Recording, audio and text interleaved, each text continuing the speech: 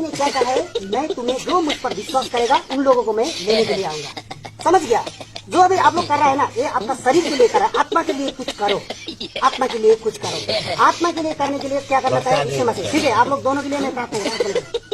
स्वर्गीय पिता परमेश्वर, म प्रार्थना गर्छु पवित्र आत्मा आजको दिन यो दुईजना व्यक्ति छ प्रभु परमेश्वर। आज यो दुईजना मानिसहरू प्रभु, उनीहरूलाई केही पनि थाहा छैन, केही पनि यिनीहरूले जानेको छैन। यिनीहरू एउटा ड्रेस लगाएर, यिनीहरू एउटा भेष एउटा धारण गरेर आज हिँडिराखेको छ। यिनीहरू केही पनि कुरा जानेको छैन।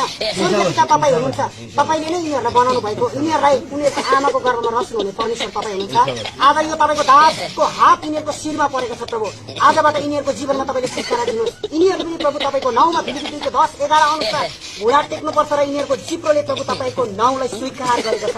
पवित्र आत्माको शक्तिमा म प्रार्थना गर्छु प्रभु परमेश्वर, तपाईँले दिनुभएको अधिकार हो।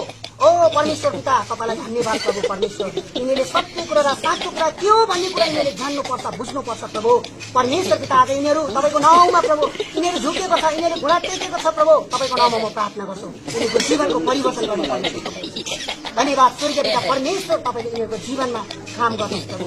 आजबाट प्रभु यो उनीहरूको भेषमा होइन, तर आत्मिक वस्त्र यिनीहरूले पहिरन सकेको, आत्मिक जीवनमा यिनीहरू चल्न सकेको। आजसम्म यिनीहरू अन्धकारमा छ, तपाईँले भन्नुभयो जसले मलाई पछ्याउँछ र त्यसले ज्योति पाउने छ, जीवनको खैरा भनेको छ। आज तपाईँलाई साँचो प्रकार